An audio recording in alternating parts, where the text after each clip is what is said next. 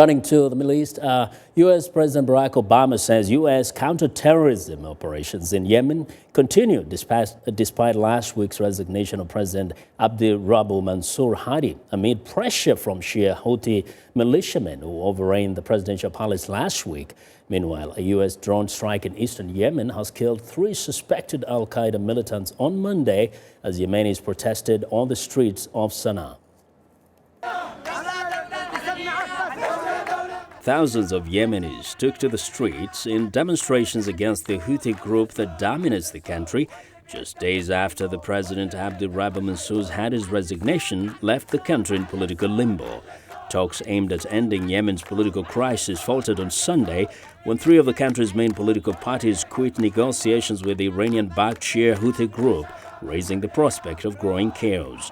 The Houthi fighters, a guerrilla force drawn from a Shia minority that ruled a 1,000-year kingdom in Yemen's highlands until 1962, first seized the capital Sanaa in September. Initially, there was little public action in a country that has gone through numerous cycles of instability. But this week saw the largest anti-Houthi demonstration since the movement took over the capital. One protest on Monday said people wanted to see a legitimate government in control. I took to the streets in order to defend Yemen.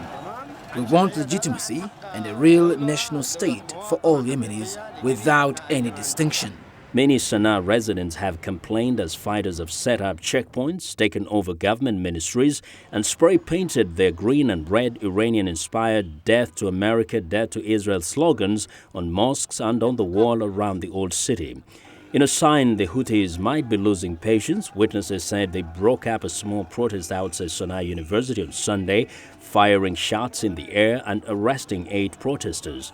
Provinces across the rest of the country have said they will no longer take military command from Sanaa after the Iranian-allied Houthis besieged the home and palace of President Rabbuh Mansour Hadi last week, prompting him to resign.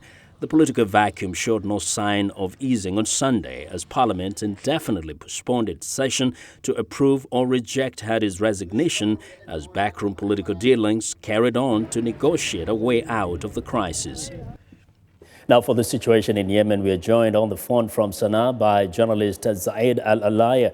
Zaid, welcome to Africa 54, and just give us a sense of how it feels like today in Sanaa after day-long demonstrations. Thank you very much, first, Vincent. Now the situation is yesterday there were a number of arrests among demonstrators, but they were released soon after a large number of human rights activists gathered in one of the police stations where the demonstrators were held. But today, the number of demonstrators that were arrested, beaten up, has increased more than what happened yesterday. Now the situation is, I get from a number of sources, including colleagues and friends among journalists, that there is sort of a target among journalists who are demonstrating, also are trying to cover the demonstrations. A number of journalists were attacked, their cameras were broken, their machines and things were taken from them, and there is more than 25 people that have been arrested. Some other demonstrators were taken to unknown places, and by the high spread of popular committees of the Houthis or Ansarullah. Now tell us, and this thing will continue more. Yeah, but Zaid, who really is in charge in Sanaa today? Basically, it's the Houthis that are the strongest power in Sanaa. They control everything. They control the military. They control the security. Their people are spread in almost every single ministry. Their checkpoints are spread everywhere. They are putting, like, the president's house is under siege. Prime minister is under siege. A number of ministers' houses were also under siege. Now, what do the people in Yemen think should be the best way forward right now? As people are trying to get what as their dreams, they want civil state. They want the armed aspects, the armed, not just Houthis. They want all the armed people to be outside. And this time they learned their lesson.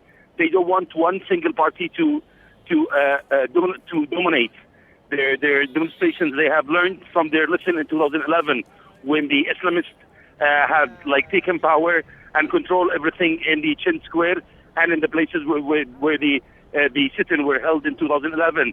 Now different factions from all political factions in Yemen are demonstrating against the Houthis. They're not completely against the Houthis.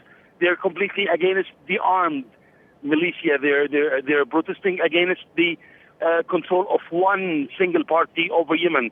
They're calling for partnership in everything, and they're saying that all these political factions should come to an agreement and find like a consensuous solution to Yemen and just share power. Thank you, Zaid. Thanks a lot for the update.